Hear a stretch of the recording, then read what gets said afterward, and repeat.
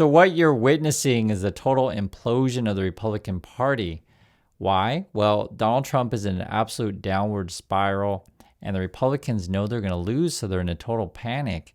Check this out. This is Laura Loomer. She says, the GOP is a mess right now. And she's a big MAGA influencer person, so she talks to all these Republicans nonstop, so she knows what's going on. And she also says, every day I wonder when the party leadership will call out the growing, and it's basically the mustache party type people, the Nick Fuentes stuff, and what they're doing is they're wrestling with how racist the Republicans want to be. Well, we're okay being this racist, but maybe not this racist, right? Seriously, that's what they're talking about. And the Islam problem on the right, and each day gets worse. So basically, she's upset that Trump is getting planes from Qatar, hanging out with the Saudis, these kind of things. Laura also says Democrats are going to win in 2026 and 2028. So many high-level GOP operatives have already told me that they just want to fast forward to the end of November 2026 because they already know it's over.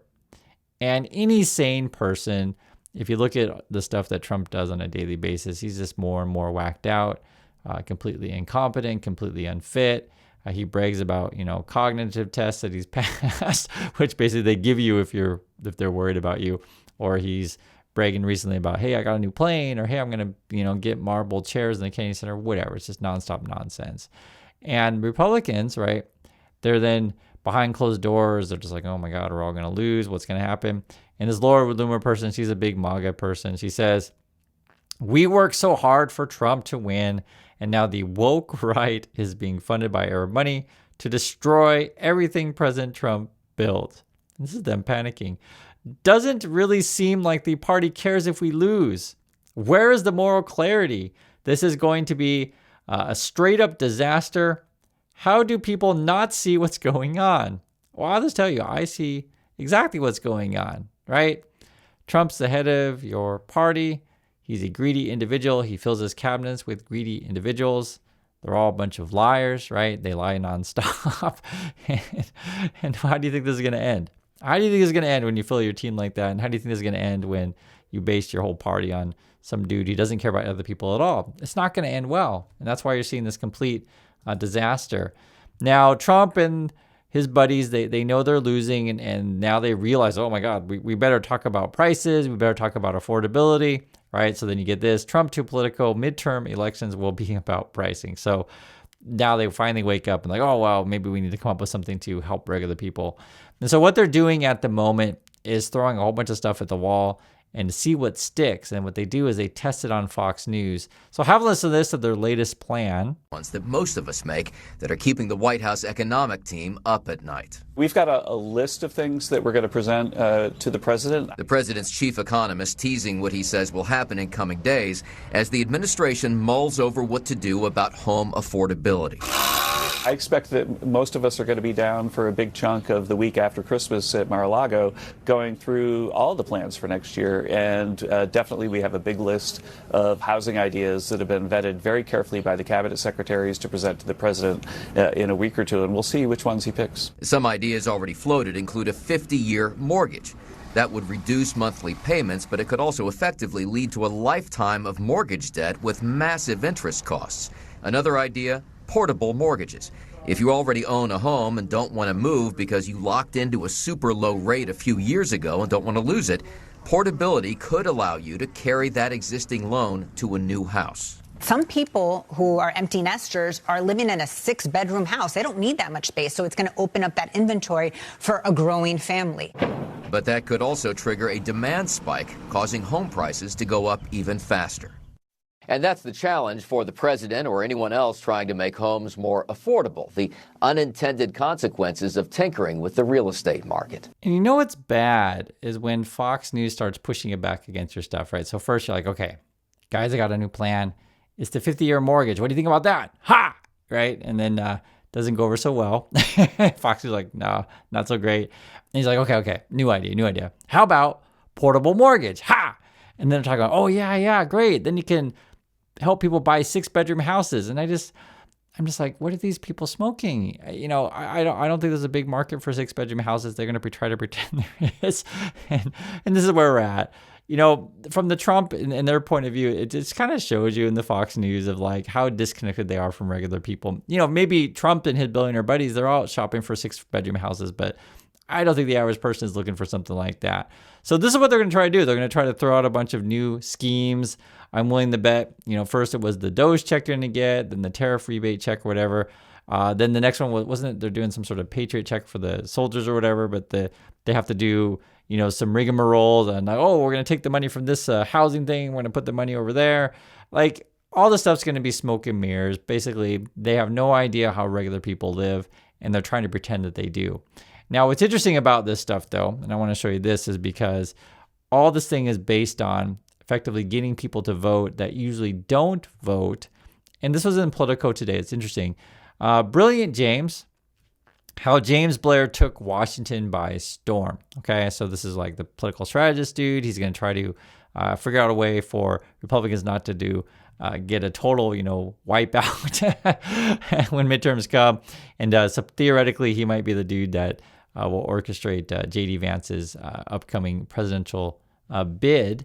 Let me read a bit of this and you'll get a sense of what we're talking about and sort of how all this fits in. So first it says, he pushed the campaign to primarily target low and mid propensity voters and made a decision to outsource much of the get out the vote operation to outside groups rather than run it in-house. Right? It's very interesting. And that's something that Trump did his first time around, and you could argue the second time around, is get people to come out and show up to the polls that don't usually vote. So that these people, generally, right, if they don't usually vote and they don't usually participate in politics, don't pay attention to stuff, I'll just be frank with you guys, they're low information voters, right? And you could argue they could be just one issue voters. And so you just appeal to their racism or you appeal to, hey, we really love guns. If you love your guns too, come vote. But people that just really uninformed. And that's why it's hard to talk with MAGA people about anything complicated or beyond their single one issue of like, oh, I hate black and brown people, right? That's basically what it boils down to, because they don't know. They really don't know. And it even shows up in their campaign strategy of like, okay, we're going to target people who don't participate or pay attention to politics, which makes sense in terms of if you want to get a new base to come in. But that essentially then is ripping out the Republican Party because it's changing their identity. And then you get the issue where Laura Loomer's pointing out, wow, I mean, I'm okay being racist, but not this racist, right? And it's interesting. This is more. This is from Susie Wiles, so it'd be the chief of staff. She says, he sold us a strategy to focus on low and mid propensity voters. Some in the campaign were traditionalists, but eventually agreed. And his plan worked in spades. He delivered, right? So in the past, to be fair, you can, target these people who don't usually participate. And I'm all actually, to be frank, I would like more people to participate in politics and be informed. But the way that they did it was, again, get them on just, one or two issues. Hey, let's all be racist together. Oh, great. I vote for you, Mr. Racist President. and that's essentially what it's going to be. And once Trump goes away, I don't think these voters are coming back to the polls because they're in the cult, essentially. And the other issue is when Trump's promises don't deliver, like he promises you're all going to get rich and trillions of dollars, like why would these people ever trust Republicans ever again?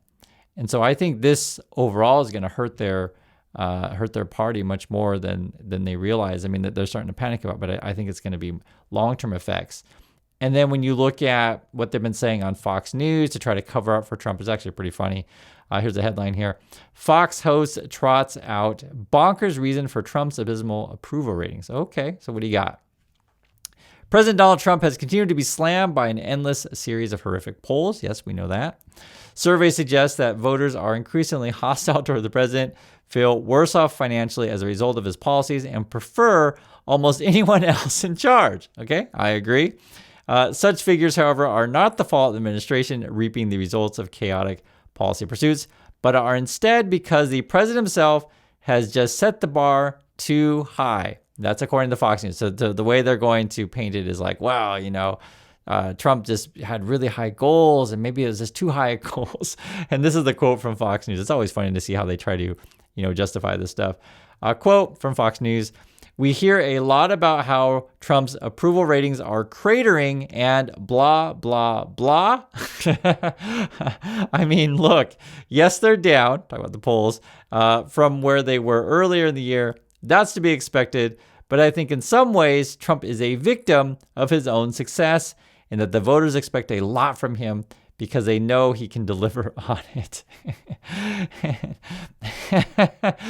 I mean, I may guess so if that's the argument you want to go with, but this is why this whole thing is unsustainable. If you put your trust into a con man, into a liar, like if he doesn't deliver and you realize like, man, we've been totally conned, I just don't think they're going to come back again. And it's kind of like this. Just imagine that you go to, for example, Trump Casino, you show up, the food is cheap, the music is terrible, you lose at poker, you lose at craps, whatever, you lose all your money. And then people say, hey, did you have a good time? You're like, no, the food wasn't even good. The drinks were watered down. And man, that music sucked. I'm never going back to that casino again. And you're not going to play anymore. And I think that's essentially what we're seeing with the MAGA movement. So guys, I know it gets to be a bummer when you see the crazy crap that Trump, does on a daily basis. But I'm telling you, you can see it from their messaging that he's completely, unhinged. You can see it from the insiders saying, God, we think we're going to lose, etc.